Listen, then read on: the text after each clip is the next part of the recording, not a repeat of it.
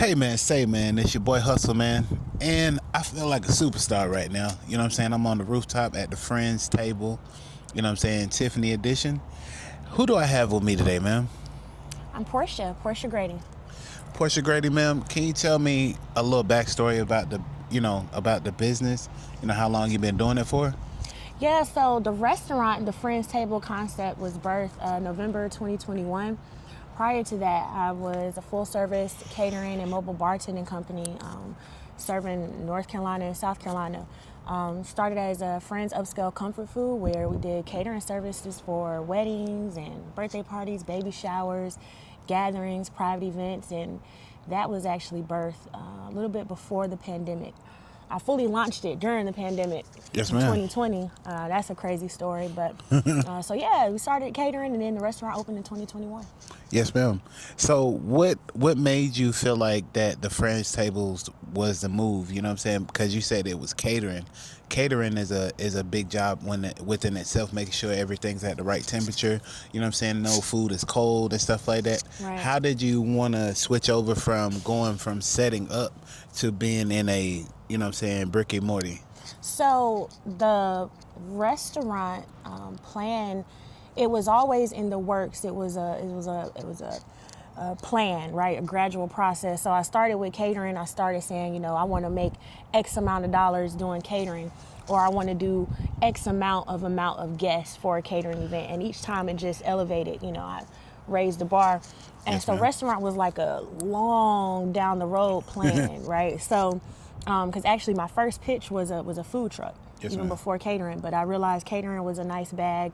It was fun to do, easy to do, and the opportunity for the restaurant opened up because downtown Fayetteville sent out a RFP, request for proposals, for a cafe bistro in the former Sistel building, which is right there, now named the Dogwood building. And it was an RFP just to find a tenant that matched the aesthetics of the building and would be a complement to the business building as they knew it.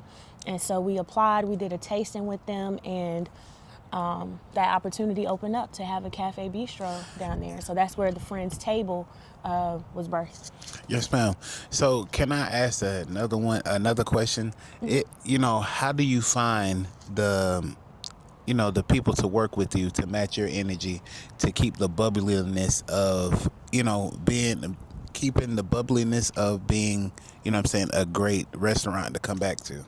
So any job I've ever done, me personally, I've always put 120,000% into it. I engulf myself in the vision of the company and all that fun stuff. And I know the power of working with others to work towards a common good and a common goal, no matter what job it is, right? So when I was a teacher, I matched the mission of the school that I was with. When I worked for Apple in sales, I was driving sales. I made those business connections. And when I was working for economic development, I cared about people getting jobs and finding jobs and developing their talents and skill sets. So all of that kind of played into part into fostering an environment where people can flow creatively. So if you're good at talking to people, you're good at caring about servicing other people, be a dynamic server at the Friends Table. You love cooking, you love, plating nice food, you love working with fresh ingredients, join the culinary team at the Friends Table. So I just put out that energy, and that energy kind of comes back. So basically, you have it where people can come, and if they're in culinary school and stuff like that, they can get like a nighttime job at your spot working for your Yeah, thing for if sure. they're No in matter school. what background you are in life, we have some people who are part-time. We have some people that this is their full-time thing. This is their career. Yes, and ma'am. we have some people that this is just a job for them. They're working this job to do whatever it is that they want to do in life. So that I have no respect of person with that, but I do like people that have the same mindset of rowing together. So I use this analogy with my team: Okay. rowers versus riders. Right? We all on the boat. And if we all on the boat going somewhere, we need people rowing with us. Yes, row, ma'am. row. Because if we got too many people riding with us, what's going to happen with the boat? The boat's gonna sink. It's going to sink. It's too much dead weight. So either you got to go or you got to row. So if you a rower, you can get on the boat. If you a rider, we can't have too much of those. Yeah. I've learned that very very early in my business career, it's good to, you know what I'm saying, walk by yourself, understand the business, and then find the people along the way, because it's not every day that you find somebody that's going to love what they do, Yeah. or just don't look at it for a check or anything like that. They just come in, make your business good, and move up through the ranks and stuff like that, and ask you questions to make them better. So Yeah. that's why I was saying, but the friends table, what I'm saying, it hits different. You know what I'm Yeah. saying? What does that mean to you? Man, well, and it's so funny because so many things have come full circle, Right. and I'm able to reflect and realize so many life circumstances that I've encountered has built up to this.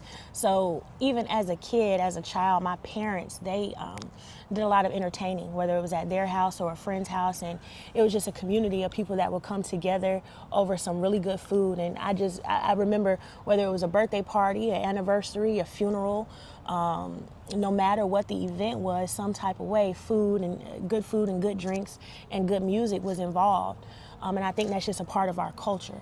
And so as an adult in college, I was a curator of those experiences. So I would have people over at my apartment or my dorm room, and I would cook, and we would talk and break bread and all that fun stuff. And even to this day, some of my friends from college, we still do the same thing where we listen to music and eat good. And, now we're doing it with their children and my niece. So it's so funny how we're still experiencing that, enjoying that, and the kids are experiencing that like when I was a kid. So just that type of camaraderie. We wanted to have that type of atmosphere in a restaurant setting.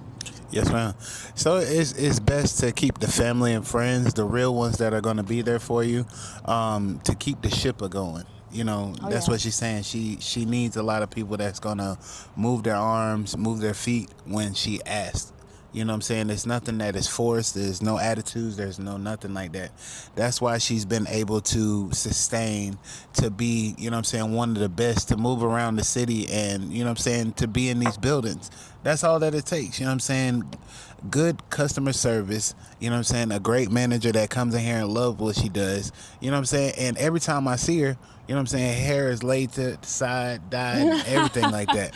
You know what I mean? So it's not nothing to come in here and love what you do, and like she said, she's been doing it for a while, you know what I'm saying, since what, 2020, Yeah, well, technically 2018, but yeah. 2018. The pandemic is what slowed her down to really mold her into a great manager. So if you need anywhere that you want to come work at, man, I would say come and work at the Friends Table, because she'll get you right in shape. She'll make you what she is today. Is there any seating, you know what I'm saying, like, do you have any people that come through, like, has came through your spot, like famous people? Yeah, so actually every spot that we've had a famous person come through, or we've served someone in that capacity. So before even having a restaurant, I had the pleasure of catering for Omarion. He was in Raleigh. His assistant had reached out. At the time, he was a pescatarian, and they had a pescatarian and vegetarian spread. It was for Omarion and his, no pun intended, Omarion and his entourage. You know that, you know that song? Yes, ma'am. It was Omarion and his entourage. So it was about 12 to 15 people that we fed, and that was really awesome. That was the first celebrity. Then when we opened the restaurant, HGTV reached out. They were like, we had your food. So we didn't even know we had catered for HGTV before. So Google Fiber, they came down to, I guess, meet with city officials or something like that. When they came, they ordered our catering. One of the people that was with the Google Fiber people was with HGTV. Yes, ma'am. They were like, we love the food, it's super diverse and all this other stuff. And so they reached out to us because the lottery home, I cannot think of his name, but the host of My Lottery $1 Million Home was here. They were doing a home at Hope Mills. So they wanted to use the restaurant as one of the scenes, and they utilized our catering services while they were here filming. So we had the pleasure of hosting them at the restaurant and then catering for them off-site and on-site. Then fast forward over to Westwood, we had Blanche McAllister, which is a phenomenal gospel singer, came through. She sings with Donald Lawrence, but she's also a nice independent artist. Okay. And then we had Tamla Mann that came through, and David Mann.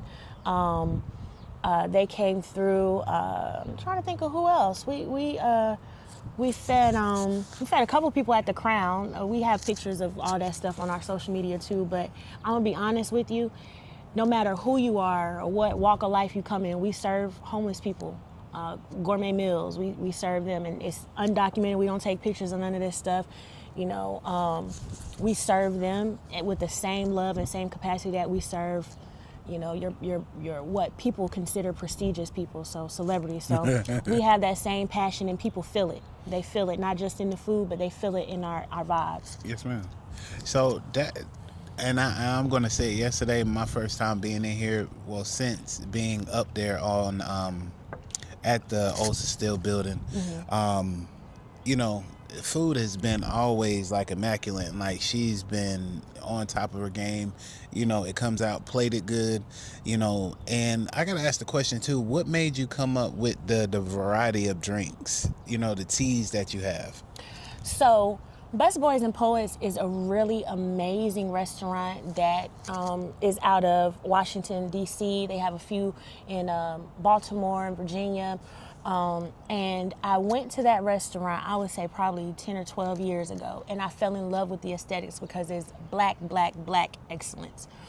It is the history of Busboys and Poets is named after a tribute to Langston Hughes. Right. Because during the Renaissance era, a lot of black poets and activists and civil activists, one way that they would get their message out is to congregate at churches or at restaurants.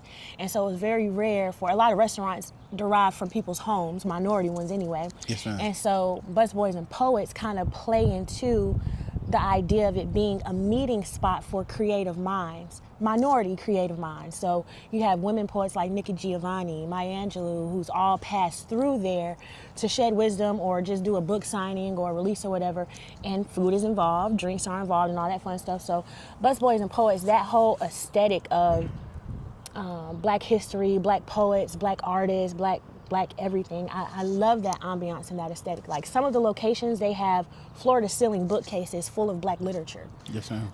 And black stationery, so pencils and pads and a whole bunch of things like that. So I took a little bit of that idea of it being a creative space or a meeting spot of some sort where deals can be brokered, you know, conversations can be had, and just a safe creative space for all people to come eat and drink. Yes, ma'am. So, fine arts, fine food, and that's what she made her business on. Anytime that you step in any of her establishments that she has put together, you know what I'm saying, you see it. It's nothing hidden, you know what I'm saying, she let it be known. And like I said, man, it's just being for the people, you know what I'm saying, knowing what it is to serve the people, you know, and she don't skimp out on any food. I had a chicken sandwich yesterday that I was like, what am I going to do with this? I'm a big guy, you know what I'm saying, but just looking at the sandwich, I had to let it fall apart, you know what I'm saying, and eat it by sections, because that's how good and that's how much food you get. She makes it to where that you're full, you know what I'm saying, just off of one plate. And that's how it's supposed to be when you come in here. There's no second guessing, you know what I'm saying? Like I said, the crew is phenomenal. You know what I'm saying? They make sure that you get what you need. And like I said, Miss Portia, can you give somebody, you know, the advice that they would need, you know what I'm saying, to do the business that you do? Because you wear so many hats. How do you keep yourself, you know what I'm saying, humble and grounded in this business? Oh man, humility has been such a virtue lately. And before I even comment on that, I do want to plug in Chef Felix. Chef Felix, I inherited Chef Felix with the merger with Breakfast with Tiffany's, and really all of the team that we have retained, they are phenomenal in understanding the power of maintaining the vision even if the leader is not present. So a beautiful thing is when you get a team of people that see your passion and see your heart. If they have the right heart, they will be in alignment with the direction that you need to go. And for me, and this kind of ties into your question that you asked about, you know, humility and all that fun stuff. That has been my posture throughout this entire process because I have seen God throughout my entire process. Yes, ma'am. Like literally 2019, I had quit my big girl job. I had depleted all my savings because when we launched, when I launched full time into catering in 2020, January, it was cool. We heard about the little virus or whatever. It wasn't that serious because it didn't hit America too hot yet. But we saw China, go on lockdown, and I'm booking caterings. I mean, people getting married. I'm rolling off deposits. I'm like, oh, I should have did this a long time ago. I mean, we rolling in dough. And then the pandemic trickled over here. And by February, things started closing down. And restrictions were in place where people had to wear masks and people had to be, 6 feet and you couldn't breathe this or do this or go there, and venues started closing down. Yes, ma'am. And so when all of that happened, we didn't know how long it would last or anything like that. And so people were really scrambling and scraping. And me being me, new to business and all that fun stuff, I released all the deposits back to people. So I went back to having no income. And so I'm like, God, I feel like this was the right move. I feel like this was the right time. I thought I heard you, what's up? Because now everything's shutting down. I had events booked out for the following year, so I'm like, what's up? So I gave all the people their money back, and I had to go back to the drawing board on how am I going to sustain and survive. And Yes, ma'am. God gave great strategy because I was humble enough to ask for that strategy. Gave great strategy, and I did private dinners. Because even though we were in a pandemic, people were still making money. People still had money to spend. Restaurants were closed and all that fun stuff. So I started doing private chefing. I started going to people's homes and cooking for them in person. And that's how we sustained really that entire year. The following year, when things, picked back up and restrictions were lifted, we were able to move differently with catering, So some of the things that we developed during the pandemic, we kept it on, like, we don't do self-serve buffet style. We always keep a server, during our buffet style. Just little things like that we started adapting. So Yes, ma'am. because my posture was in gratitude and humility, I was able to get those direct downloads on how to maintain even when things change, circumstances change, but the strategy didn't, and so we've been sustained through it all. So keeping that posture of humility and gratitude is essential to have strategy to sustain. Yes, ma'am. I would say, just, when I heard that, you were uplifting from over here and, you moved over there to Westwood, and then, you wasn't at Westwood no more. I was like, where the heck is she going to be? And then it was just like, she's going to be downtown. I was kind of happy about that because it's not often that we see people get to move around like chess pieces and stay. Sometimes it's hard to, stay in the city of Fayetteville because they ask so much or you need so much to go ahead and just and be in the city. And it's not too much, to ask, but to be successful. Yeah. As a woman, of color, it's a lot of ups and downs. Tell me how it is being a woman in a business like this, because it's so male dominant. You got so many men out here that have business. Just speak from the woman side of it. Listen, it's so many different factors against me on paper.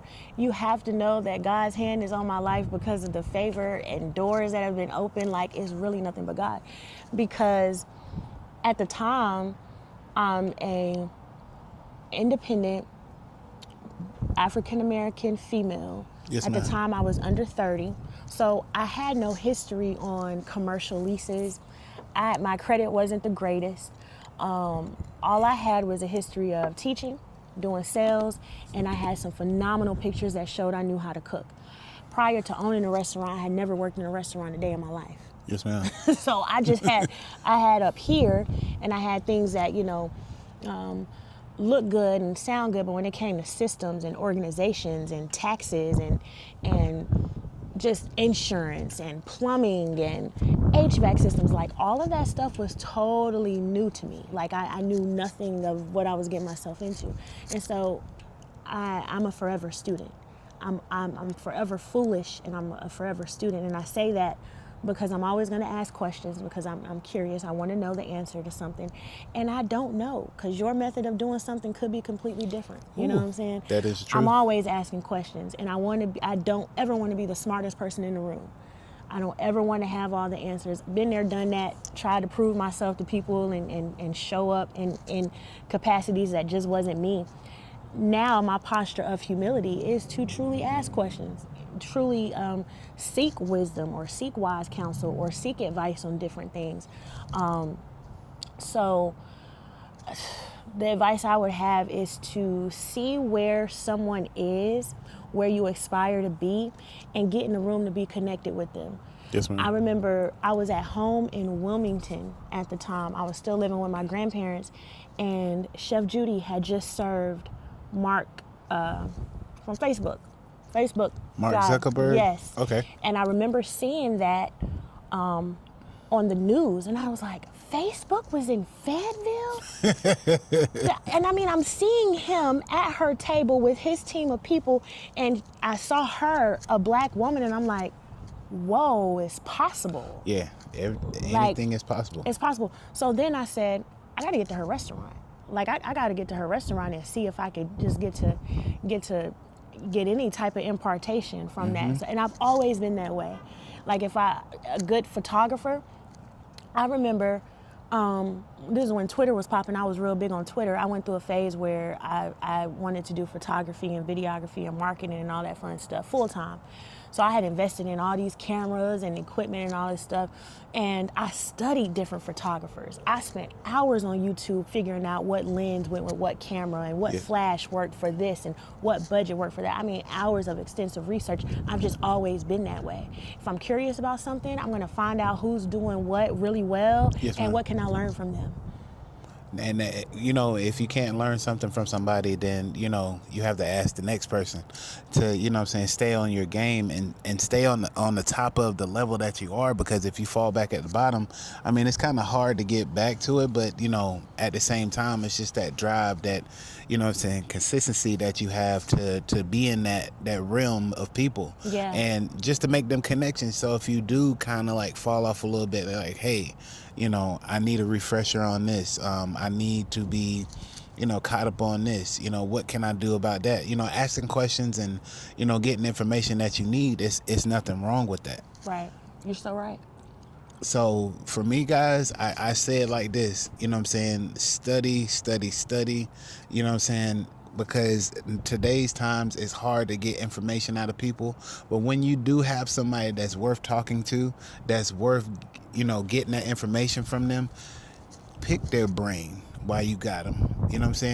Have, a conversation just about, whatever, or leading them to, giving you that information that you are really searching for, because that can be something that you can add to your book. It's no age range or anything like that to learn, to learn anything from anybody. That's so true. And I would say this too.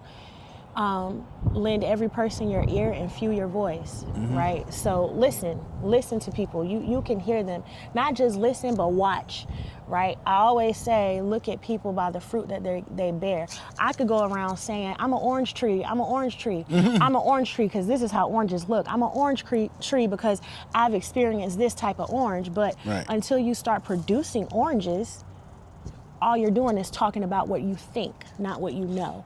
So see people who know. I can tell you how tax stuff work because I didn't had to pay the tax bill, right? So I can tell you how to fire somebody because I've had to do it. I can tell you how to hire somebody because I had to do it. I can tell you how Google worked because I had to do it. Like I'm telling you by showing you, not what I think I know or not what looks cute. Like it's so many workshops and mixers and brunches by people who have really nice connections, really nice aesthetics, but they don't have the fruit. Find the fruit and get connected to the tree and figure out what they planted to be able to produce the fruit. Lord, hold on, you on this table or something? I just want to ask, because the way she said that was, Follow the fruit, truthfully, not just what they say they have experienced, but find the proof. The proof is in the pudding, and you can see it. It's evident because it's around them. It's around them. I now am quick to listen and slow to speak because some things that I've shared with people, it fell on deaf ears, and so here I am. I'm screaming like, man, get this mic, get this mic. This is the mic that worked. This is the mic that worked. And you still shouting at your camera. And then you play catch up later, and you're like, you know what? I should have got them mics that you said. You know, I learned that early on. You know what I'm saying? Shout out to a good friend of mine, Mr. Adante Making. He was the one that turned me on to the DJI mics. And it makes a total difference because he gave me a one, and I didn't have no mics. And then he was like, I want you to learn what it is to not have a mic and to have a mic. So I went from a one, went to a four. He gave me one mic. Now watch how your content change. I took it and I did various tests, like in a room or when music's playing and stuff like that. He was like, watch how the music is cut. You know what I'm saying? You can still hear it, but it's cut, but you can still have that conversation with that person. Right. And you see how much of a blessing that was, that person was in your path. As you were saying that, I just thought about Jamie Henson in Wilmington and Mike Williams in Raleigh. So I did a lot of, I told you I wanted to do photography and videography for real. Right. And so I would get connected to the people who were behind the scenes doing the stuff. You know what I mean? So I would be at, Mike Williams, he did a lot of stuff for Bishop Bloomer and TV One, different Christian organizations. Man. And I remember seeing him, I said, hey, check out my camera, see what I got. Well, how do you do this or how do you do that? And I would ask questions, and because they saw that curiosity, they would answer. Jamie Henson, he put his hands on my camera and he showed me different inputs and outputs that you could do. At the time I was shooting with a Canon, and it wasn't like a Mark IV or Mark III or anything like that. It was very basic Canon. He was like, the body of the camera, you got to start from somewhere. So get what you can afford and let me show you these tricks to whatever. And I just kept growing. So if Jamie were to have a photo shoot at the studio and I knew, I had the availability to go there, I just wanted to be connected to people who were doing something that I wanted to do. So even if it was free time, if I could tag along, I was tagging along. Like, Jamie, let me shoot with you just to see if I can get some shots in. That's me too. That was me. And then Chef Lou and Edna, I remember when I was inquiring on doing a food truck, they invited me to work on their food truck just to see if that's something that I wanted to do. And guess what? It changed my mind because it was a lot of labor. That's a lot. That was a whole lot. I mean, your profit margin is higher because you have less workers and, right. You can still crank out some good quality food. But what people don't realize, you got to prep all that stuff the night before, or the day of, meaning you got to start way earlier. You got to load that stuff in. Then you got to make sure quality is good throughout the day. Then you got to crank up a generator. Then you got to make sure your waterway system. Too much for me. But I was in a position to be able to tag along with them. I say, y'all ain't got to pay me out. Just let me tag along with y'all. Let me see. I'm just trying to figure this thing out. So I was putting myself in position to follow people who have fruit. And then God will also send people your way. Like I remember, again, I knew nothing about restaurants before.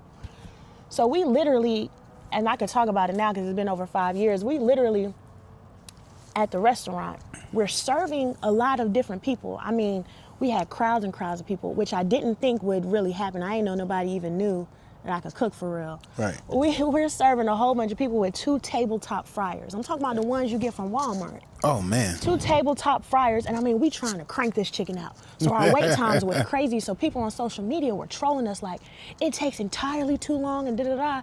So Chef Judy and Rashawn, they reached out and they said, hey sis, we're gonna come by the restaurant and da-da-da. I said, please come walk through my kitchen and tell me how can we increase. Yes, ma'am. Yes, how can we increase these?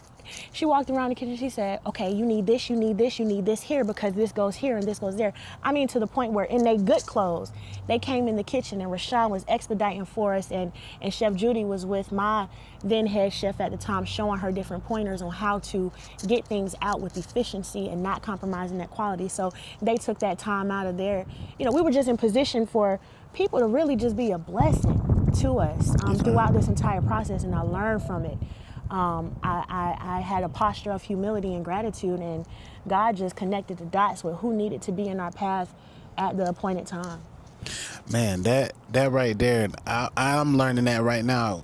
Before I leave the house and stuff like that, prayer before, what I'm saying, making your day happen, because you might not never know, what I'm saying, what or who is going to be in your eyesight. Yeah. What connections you make, and that's why I say, I tell people all the time, a dollar sign is not always welcome. You know what I'm saying? It's Yeah. about the connections and stuff like that, because your blessings are going to be on the other side.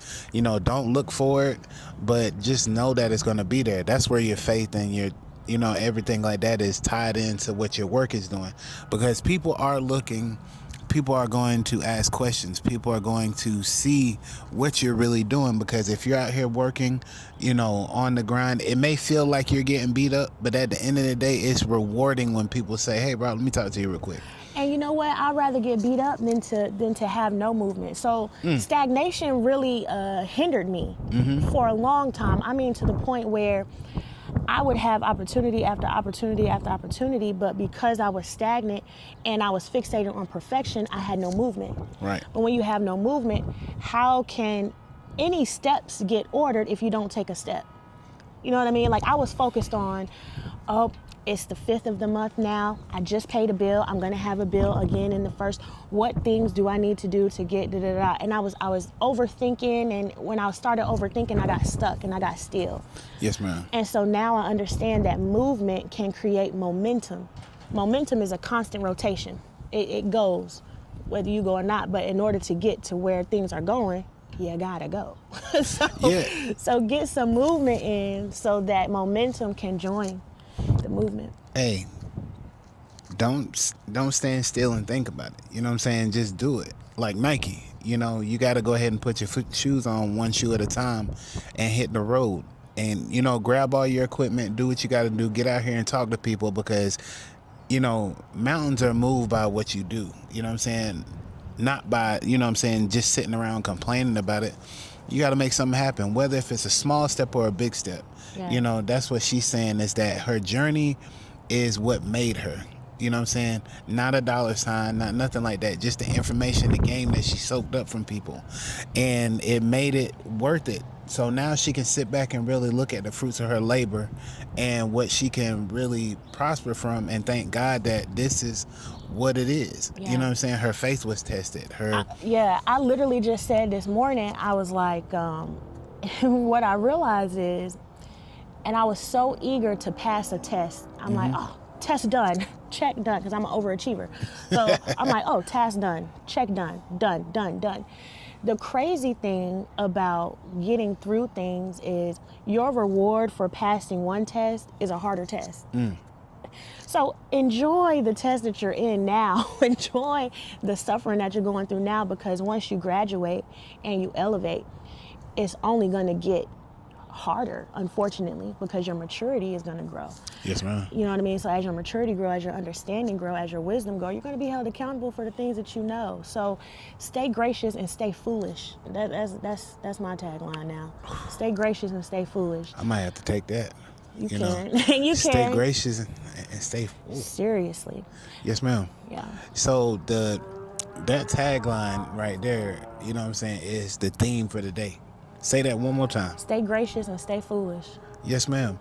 And my thing, as we come to the end of the, interview, is that This has been refreshing, by the way. and I appreciate that. You know what I'm saying? Because like this is what is called for, is regular conversation. Yeah.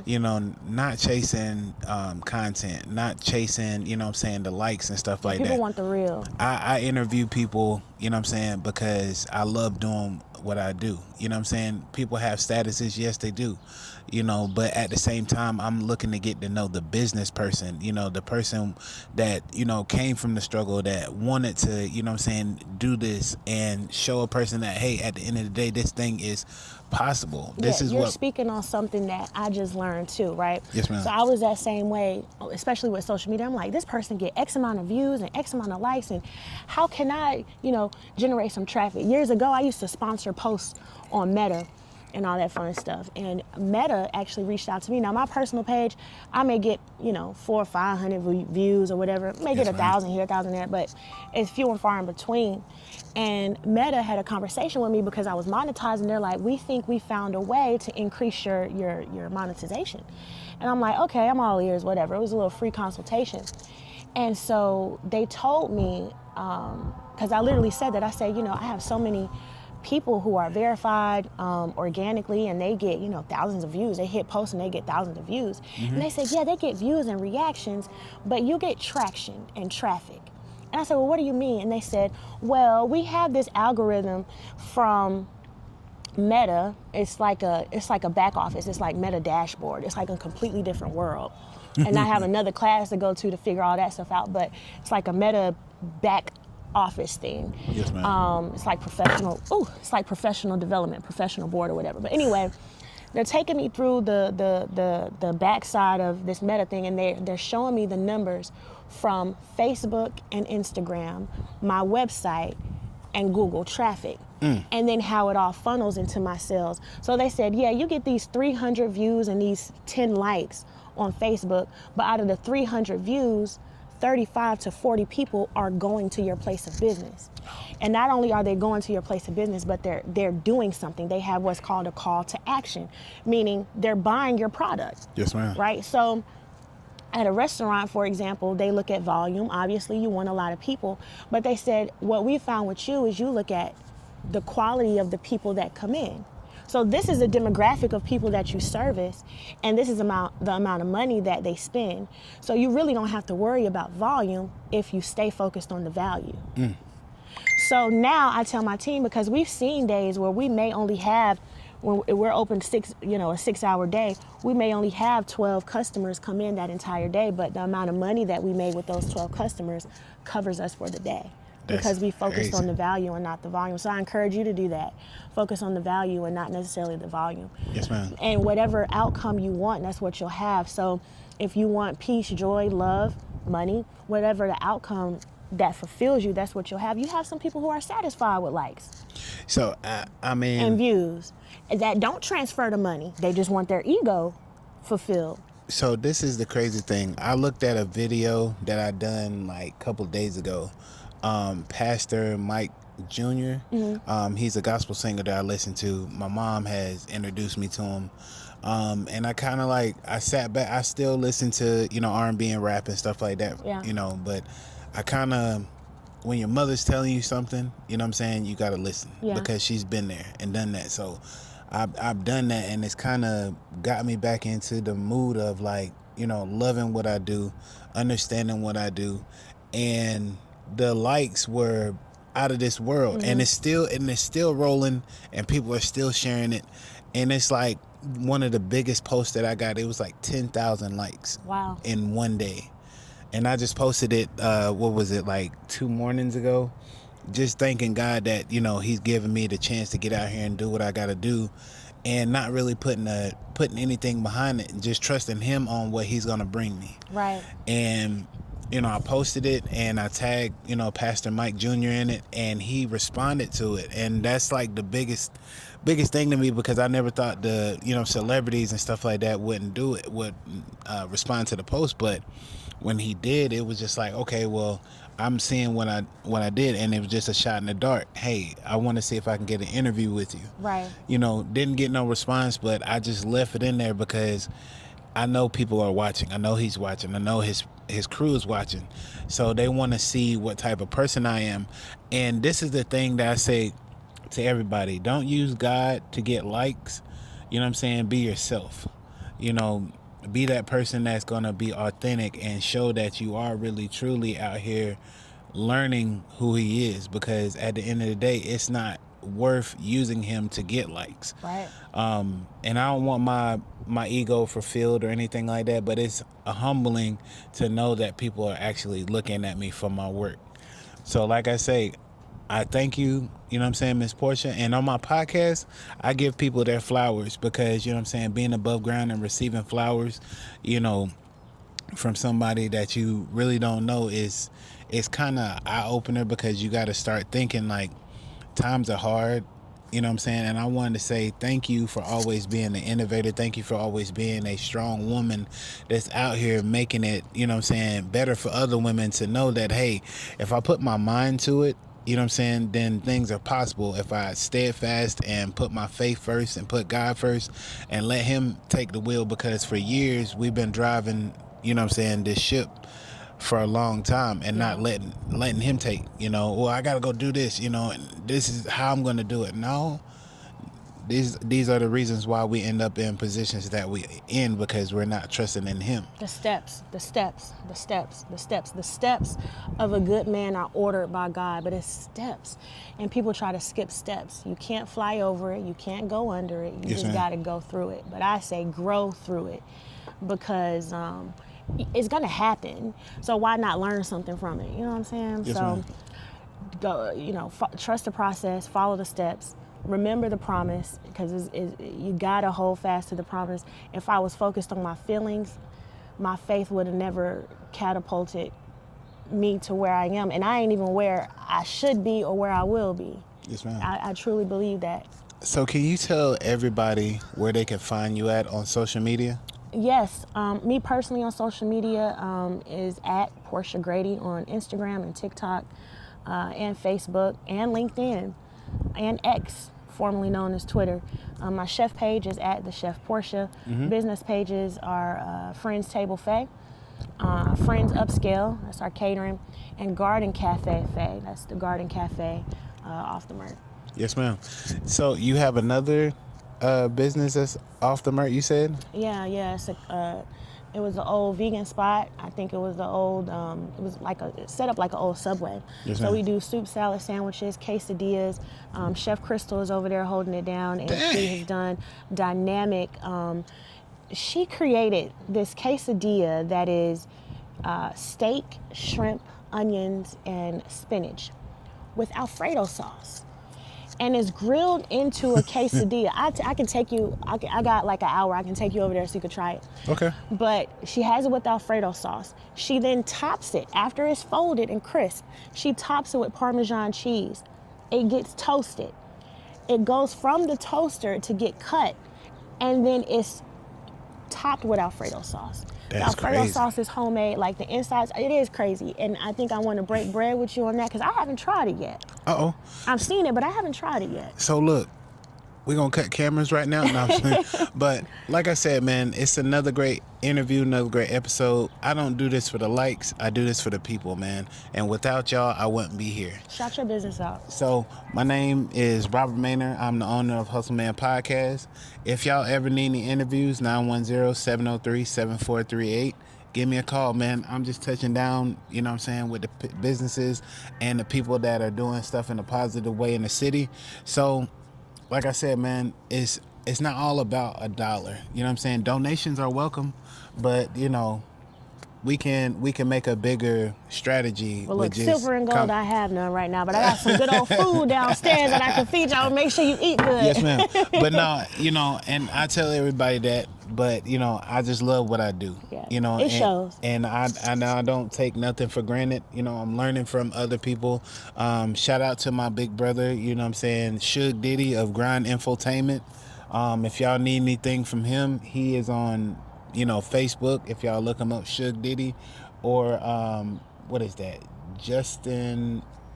I forgot his last. Justin Stewart. Oh yeah, Justin Stewart is his name on Facebook. And what do these people do? What do they do? He has a radio station. Okay. He does podcasting, he does videography, he does pictures, anything under the sun. So that's why I say I'm learning from him, just like you were. Right. I listened to your story, and it's just like, man, I'm doing the same thing, because we're out here just trying to learn. Yeah. You know what I'm saying, from any and everybody that's doing something in a positive way, that's on the same grind as I am. But I look at it as it's only going to get better because of the way that I'm doing it. I'm trusting in God. I'm working, also too on my own business, Hustle Man Services. If you need anything hauled away or household stuff moved out of your house, 910-703-7438. That's the other business side of myself. And that's up and coming too. So we've been here for about, say since 2018, but ups and downs, losing things, whole company just walking away, but learning how to resurface by yourself, like you said, walking and trusting in him is bringing everything back. Let me give you this advice too, if you receive it, Okay. that I learned too. And I think Tyler Perry said that. He's like, if you have 10 different things going on, that means you can't exert all your energy to one thing. So as you have so many different outlets, and you focus on everything, like you know how you ask somebody, well, what do you do? And they say, well, I do a little bit of everything. Well, yeah, that may be true, but what are you doing right now? Like if you were to ask me, what do you do right now I am in the hospitality industry. I do catering and restaurant services. That's what I do right now. What I've done videography, photography, marketing, website building. I've done music editing. I've done voiceovers. I've done sales. But if you were to ask me what I do right now, that's what I do right now, because I'm devoting 100% to this one thing, and eventually I'll get to the other stuff. So again, the steps of a good man are ordered by God. So what you do at this step is going to help you for your next step, but don't get caught up doing so many other things, funneling your energy into so many different things that you don't focus on one thing, grow that thing, and then move on to the next. I heard that before. Yes, ma'am. That's why I'm kind of not, as much as, doing the trash and the hauling. This is, taking off. This is what I indulge my time into and making it to what it is today. A strong podcast, a podcast that can stand on its own, showing people that you don't have to go as much. It takes hard work and dedication and staying on top of what you need to do. So that's what's up. That's my whole thing.